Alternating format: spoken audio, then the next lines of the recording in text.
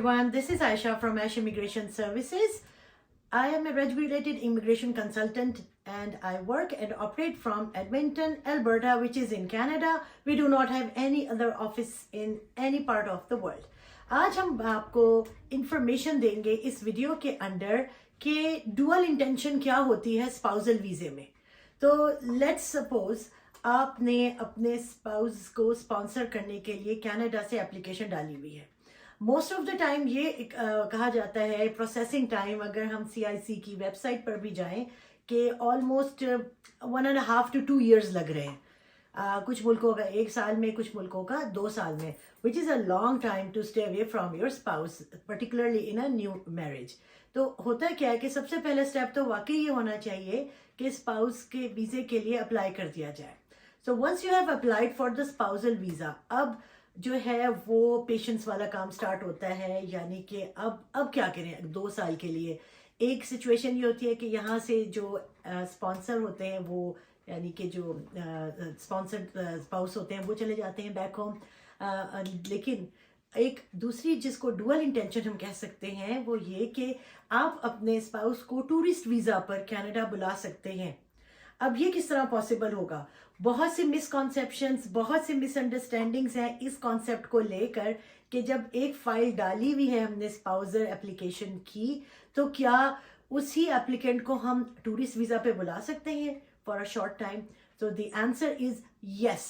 You can invite your spouse on tourist visa even if you have applied a separate file already for the spousal sponsorship. ये तो एक ये point हो गया. अब करना क्या है?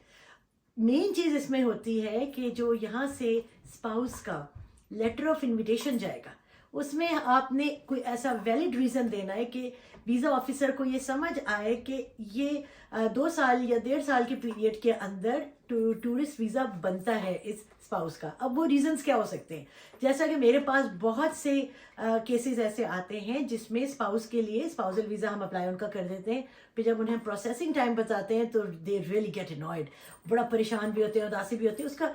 उसका हल ये है कि हम टूरिस्ट वीज़ा अप्लाई करते हैं फिर उनके स्पाउस का. और रीज़न जो मेन जो उनका लेटर बनता है, जिसको लेटर ऑफ इनविटेशन कहते हैं, जो कि नोटरी से ऑथराइज्ड होता है यानी अटेस्टेड होता है, उसमें रीज़न ये दिया जाता है. सबसे पहली बात तो आपका प्रूफ ऑफ इनकम, यहाँ पे जो स्पाउस है कनाडा में, उसका लिखा जाता है कि मैं स्पाउस हूँ और हमारी शादी प्रॉपर बताया जाता है कि इस डेट को इस जगह पर हुई थी और हमने स्पाउसल वीज़ा स्पॉन्सरशिप अप्लाई की हुई है. हम जहाँ पे मसला आता है वो आता है मिस रिप्रेजेंटेशन का. अगर आप मिस रिप्रेजेंटेशन कर रहे हैं या कोई चीज़ छुपा भी रहे हैं ये समझकर कि वीज़ा ऑफिसर को नहीं पता लगी, तो you are wrong. Visa officer once something is in the system, फिर मैच हो जाते हैं नेम, सारी इंफॉर्मेशन, और फिर प्रॉब्लम्स क्रिएट होती हैं और यहीं पर रिजेक्शन आते हैं. तो सबसे पहली बात, हमने अपने डुअल इंटेंट को बहुत क्लियरली लेटर ऑफ इन्विटेशन में लिखना है. अब लिखना कैसे है?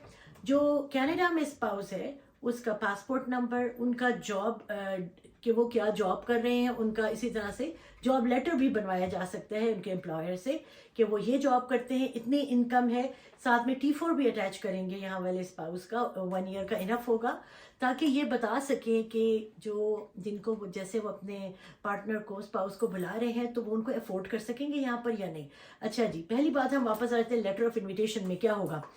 क्लियरली ये लिखा जाएगा कि कि आइदर मेरी बर्थडे है या न्यू हाउस ले लिया है, या ये कि इट्स बीन अ वाइल और हम चाहते हैं कि थोड़ा टाइम इकट्ठे गुजारें जब तक हमारा स्पाउसल वीज़ा एप्लीकेशन प्रोसेस हो रही है.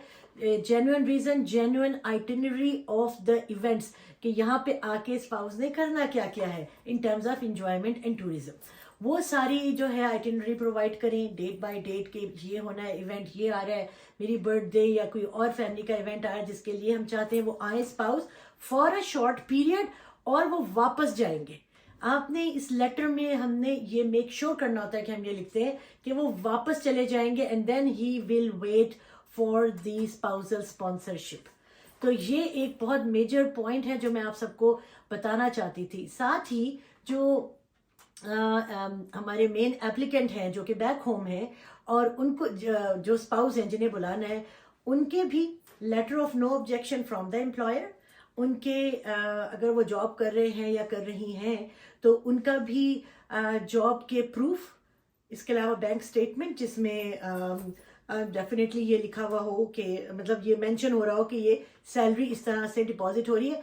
बेसिकली उनके स्ट्रॉन्ग टाइज बैक होम भी दिखाने हैं, यही दिखाने के लिए वीज़ा ऑफिसर को प्रूव करने के लिए कि जब ये बंदा कनाडा आएगा अपने स्पाउस से मिलने, जो भी प्लान किया हुआ है कहीं घूमने फिरने का कनाडा में ही, तो वो उस प्लान को फुलफिल करके will go back to the country of origin. ये बहुत इंपॉर्टेंट पॉइंट है। लोग क्या करते हैं, हमारे भी पास आते हैं और हमें भी कह रहे होते हैं कि मैम नहीं बताते, नहीं पता चलेगा, अभी तो एप्लीकेशन लगाई है यानी फाइल लगाई है स्पाउसल स्पॉन्सरशिप की, तो यूं करते हैं कि बस ना झूठ बोल देते हैं और एप्लीकेशन में मेंशन नहीं करते। इस चीज़ से हमने बचना है। और being a regulated Canadian immigration consultant, I would never suggest you कि आप किसी भी चीज़ में मिस रिप्रेजेंटेशन करें, पर्टिकुलरली उन फाइल्स में, उन एप्लीकेशंस में जो कि एज अ रिकॉर्ड और इमिग्रेशन सिटीजनशिप कनाडा के पास रह जाती है और सालों रहती है उनके पास। आप ऐसा भी ना कीजिए कि किसी सिबलिंग की इंफॉर्मेशन रॉन्ग दें, उनके स्पाउस की इंफॉर्मेशन रॉन्ग दें, क्योंकि कई दफ़ा ना लोगों को बड़ा प्रॉब्लम होता है कि ये तो हमारी स्पाउसल एप्लीकेशन है स्पॉन्सरशिप की, इसमें सिबलिंग्स का क्या काम।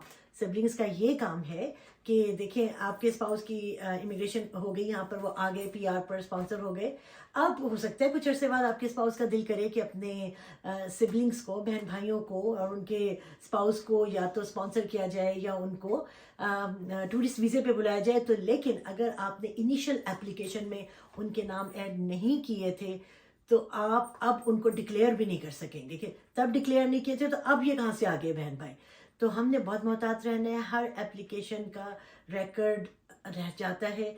मिस रिप्रेजेंटेशन से बचिए, इमिग्रेशन कंसल्टेंट ओरिजिनल और जेन्युइन ढूंढिए और हमारी वीडियोस को ऐसे ही लाइक और सब्सक्राइब करते रहिए। मुझे मालूम है बीच में थोड़ा सा गैप आ गया था, लेकिन ये कि बस ये कि आप लोगों की मोहब्बतें ही हैं कि जिसकी वजह से हम लोग दिल करता है कि आप लोगों को valuable information related to the topic, जिस चीज़ के मेरे पास क्लाइंट्स ज़्यादा आते हैं, मेरा दिल करता है मैं वही वीडियो सबसे ज़्यादा बनाकर पोस्ट करूँ। साथ जुड़े रहिए, लाइक कीजिए, सब्सक्राइब कीजिए। Hope to see you soon in Canada.